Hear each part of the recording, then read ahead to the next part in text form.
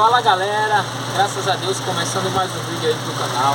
Pessoal, desde já quero agradecer a vocês que vêm curtindo, deixando o like lá, me cobrando para me postar vídeo. Eu agradeço muito a vocês, está sendo um incentivo grande para mim.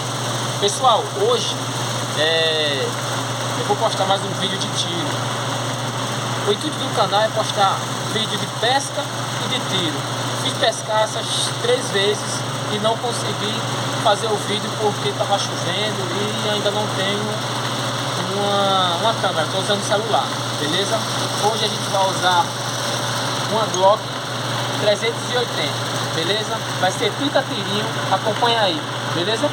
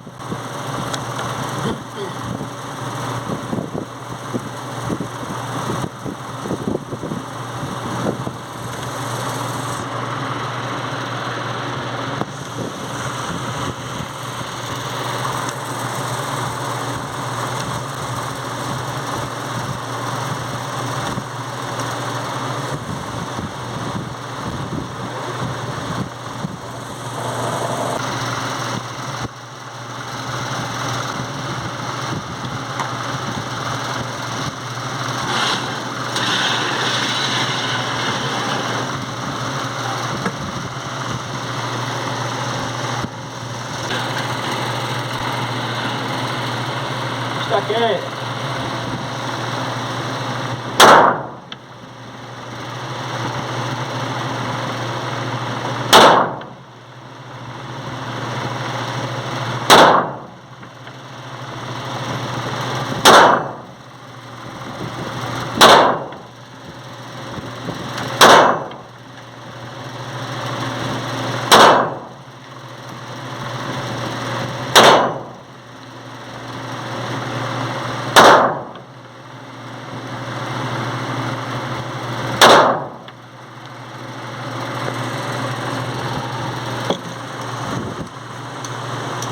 Pronto, já foi 10 tiros, agora mais 10.